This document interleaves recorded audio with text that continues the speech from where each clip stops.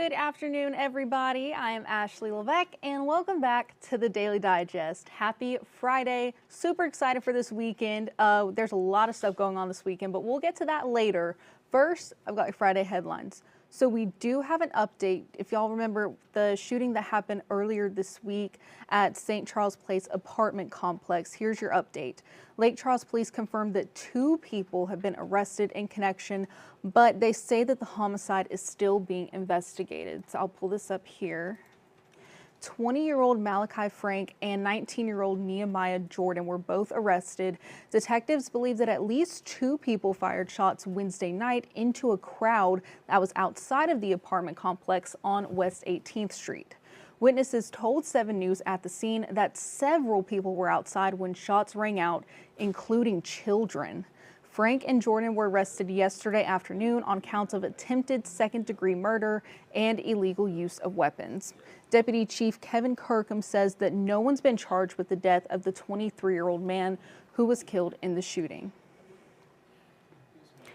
Next, our reporter Anissa Carby has been following a story coming out of Iowa involving random internet and phone outages. Lots of residents share their concerns and their frustration on social media, saying that some outages have lasted for hours and hours on end. 7 News reached out to Neil Watkins, mayor of Iowa, and he did confirm that there's lots of work being done in the area, and it's possible that they may have cut a line.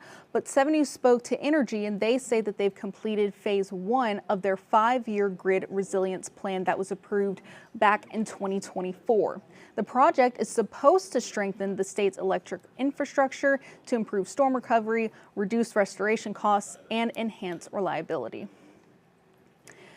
Next, did you know that to be considered an entry-level plumber in Louisiana, it takes about 4,000 hours of on-the-job training as an apprentice to get residential plumbing license? Well, House Bill 953, proposed by Republican Representative Brian Fontenot, would allow the Louisiana State Licensing Board for contractors power to issue plumbers licenses based on standardization examinations, plumbing codes, safety, and installation practices. Plumbers in Southwest Louisiana say it takes years to become a master plumber, and a quicker way to issue license into the field would lower workmanship quality. The measure also says a person holding a, quote, certified plumbing technician license would be able to do the same job as someone with a plumbing board license. The measure is scheduled for a floor debate on April 8th. All right, now, if you have recently been to the Cameron Parish beaches lately, you may have seen this kind of black, gooey substance. It's hard to explain. So what I'm going to do is I'm going to bring on Devin Cruz, and he's actually going to show us. He brought some today, so come on over, and here it is. So I don't know if you guys saw yesterday. I actually was handling it, playing with it. Spoke with experts today. They told me I shouldn't be doing that. Oh. So this is actually supposedly oil. It's called, as one expert called it, asphaltene. It's kind of like the heaviest parts of oil all put together after it evaporated and weathered through oil weathering. Okay. So, I got a call from some fishermen that they were finding this. And of course, there was the Louisiana offshore oil port or loop oil spill down in southeast Louisiana. So I went and looked into it, asked some questions. I got to speak with the Coast Guard today, as well as an expert. It's still not necessarily clear exactly where this came from. Okay. I still don't necessarily have that answered, but we heard, rumors. There was, some people said, it was from BP and it was washing up. Oh, it's from this. And some residents said they've been seeing it for years. Some people say they have chewed on the stuff. Like put it in their mouths. Yes. So there is, I guess, this history with this substance in Cameron. We're assuming it is that, right? And this is as far as what they've identified it as. They called it black gum, and it would wash up on the shore in Cameron, and they would chew on it. And as you can see, I mean, it is gum-like, and it does pull apart. But Coast Guard officials told me as soon as I said that, they said, no, don't chew on it, don't put it in your mouth, and you shouldn't really be handling it. So obviously, here it is, and I'll have more explanation for you guys. Does it have like a smell? It does. So it smells like asphalt. And that's what.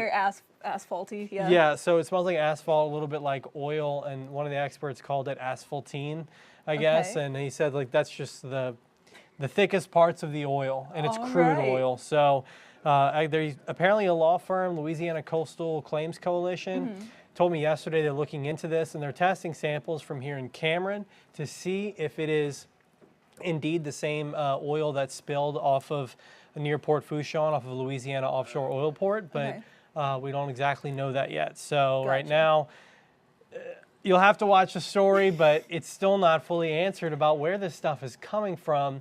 There's just Coast Guard is saying, and an expert saying how it got there, and how to really tell is through chemically testing it.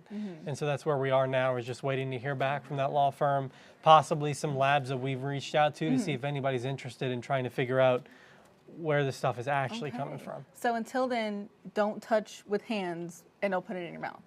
Yeah, he said big no for the chewing on it. Okay. It's not chewing gum, but as far as touching it, he said just stay away from it. Just report it. Call the hotline that'll be in that web story and let people know that there are this pieces of tar here on the beach. All right. Well, thank you so much, Devin. Of course. I'll leave this here with you. You can actually take it if you want. It's yours now.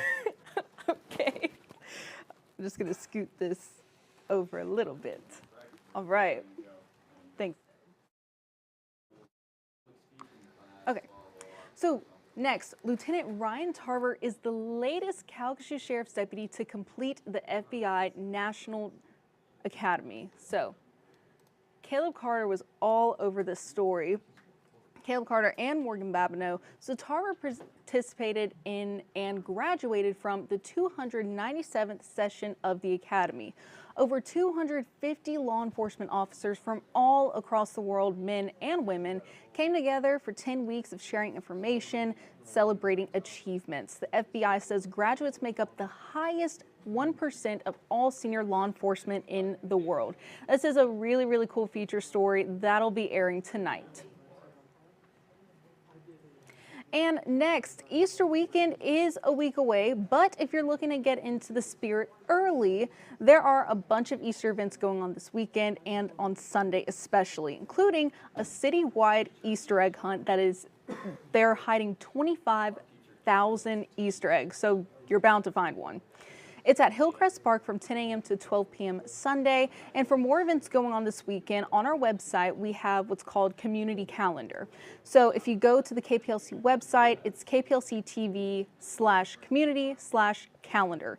It has all of the events going on in Southwest Louisiana, all of their details as far as the date, the time, location, if there's an entry fee, all of the stuff that you need to know before you get there. So if you are looking for something to do, be sure to go check it out. But if you see the calendar and you need to add an event yourself, you can also do that. What you're going to do is you're going to click on Add Event. You're going to go through, add all the details. You can even have a picture up there if you want. And once it is approved, we'll be sure to post it to the website. Once again, that is KPLC-TV/community/calendar. And those are all of your Friday headlines. Thank you all so much for joining me. I'm Ashley Levesque. Have a wonderful weekend. You deserve it.